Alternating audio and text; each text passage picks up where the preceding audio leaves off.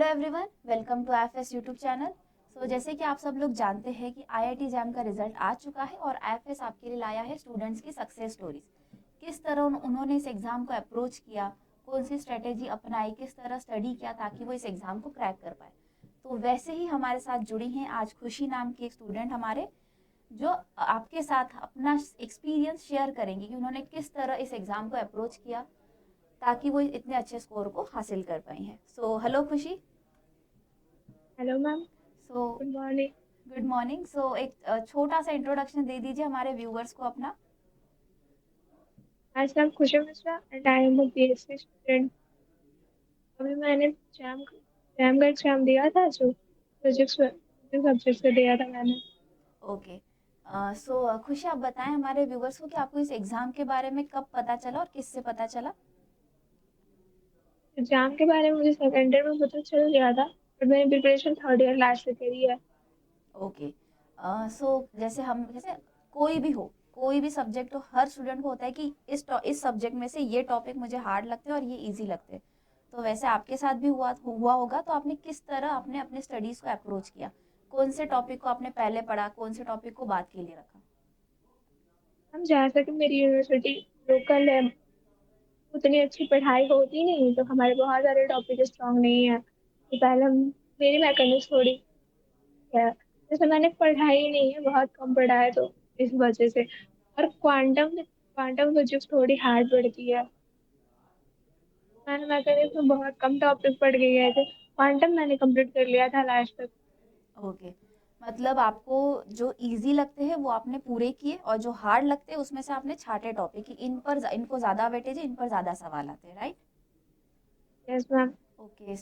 आपने रिवीजन कब स्टार्ट किया था, बिकॉज रिवीजन का प्रिपरेशन में बहुत हाथ होता है। Yes ma'am.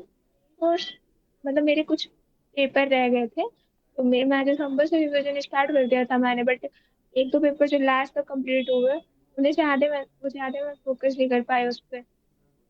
Okay. So while you preparing ना, जैसे हम क्या करते हैं, हम साइड में कुछ ऐसे अपने नोट्स बनाते हैं, तो वैसे आपने कोई ऐसे नोट्स बनाए थे अपने शॉर्ट नोट्स या something like that. Short notes तो मैंने अपने खुद के भी बनाए थे, और मैंने कोचिंग से भी लिए थे शॉर्ट नोट्स। अच्छा। और मॉक टेस्ट। मॉक टेस्ट तो मैंने मतलब बहुत सारे तो नहीं, मैंने बस 13 मॉक टेस्ट लगाए अभी तक। ओके। हाँ, उसमें जितने क्वेश्चन थे मैं उसको अलग पे पेज पे लिखती थी, एनालाइज करती थी मेरी कहाँ गलती हुई है, फिर देन। दैट मीन्स सिर्फ मॉक टेस्ट देना नहीं है, मॉक टेस्ट को एनालाइज करना है, रेक्टिफाई करना है हमारी जो गलतियां हैं और उसको इम्प्रूव करने की कोशिश करनी है, राइट। Yes ma'am. आप ऐसे किसी साइड में ऐसे लिख के रखती थी, ये वाला क्वेश्चन गलत हुआ है तो इसको रिपीट मुझे करना है। अब मैंने एक नोटबुक बनाई थी, इस पर मैंने टफ क्वेश्चन रखे थे। एक वो क्वेश्चन जो एक बार में नहीं हुए, दो बार में भी नहीं हुए, तो उन्हें अलग रखा था मैंने, उसे देख के चाहा है। ओके। आपने भी अभी डिस्कशन में कुछ बातें हाईलाइट की, लाइक रिविजन, अर्ली प्रिपरेशन और mock test. Yes ma'am. So preparation बहुत कम मंथ में की, मैंने अगस्त अगस्त लास्ट में स्टार्ट करा था मैंने तो। अगस्त 4 मंथ मैंने प्रिपेयर करा एग्जाम के लिए। ओके। कुछ आप हमारे व्यूअर्स को एडवाइस देंगे, डूज एंड डोंट्स, की जब आप प्रिपेयर कर रहे हैं तो इन बातों का ध्यान रखें और ये मिस्टेक्स ना करें। हम बस ये कहना चाहेंगे कि मॉक टेस्ट जितना ज्यादा दे सके उतना दे, क्योंकि हमारे मॉक टेस्ट कम थे, और जितने मॉक टेस्ट रहेंगे और जितने क्वेश्चन हम लगा लेंगे तो बढ़ जाती है। यस। वैसे खुशी, आपका फ्यूचर प्लान्स क्या है, आपने आगे क्या सोचा है अपने लिए। मैंने सोचा एमएससी करने का, उसके आगे पीएचडी जाने का। ओके, पीएचडी आपका फ्यूचर प्लान है। Yes ma'am. ओके। वैसे खुशी, आपने ड्रॉप लिया था या आपका ग्रेजुएशन चल रहा है अभी भी। ड्रॉप तो नहीं लिया था, बट मेरी ग्रेजुएशन उस टाइम पे कंप्लीट हुई थी। अच्छा, मतलब आपने ग्रेजुएशन के साथ साथ ही जैम की तैयारी की है।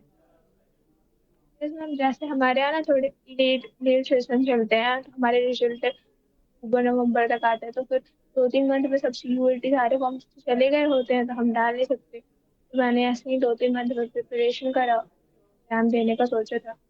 अच्छा। क्या आप हमारे व्यूअर्स को बताएंगे कि अगर ऐसे उनको, जैसे कुछ स्टूडेंट्स को डिफिकल्टी आती है कि हम कॉलेज की पढ़ाई और जैम की प्रिपरेशन को कैसे मैनेज करें, तो क्या आप उनको थोड़ा पीस ऑफ एडवाइस देंगे?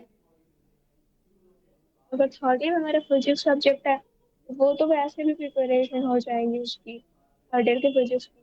फर्स्ट और सेकेंड ईयर हमें बस रिविजन करना रहेगा। बाद में अगर फर्स्ट ईयर से स्टार्ट करें, उसके टॉपिक्स कंप्लीट करें, फिर सेकेंड ईयर के टॉपिक्स कंप्लीट करें, देन थर्ड ईयर तो हमारा था ही, पढ़ाई था। Okay, so thank you so much खुशी हमारे साथ ज्वाइन होने के लिए। आई होप आपने जो भी आप अपने लिए फ्यूचर में सोचा है उसको आप अचीव करें। So all the best for your future, and again thank you so much for joining with us. Thank you so much. Thank you.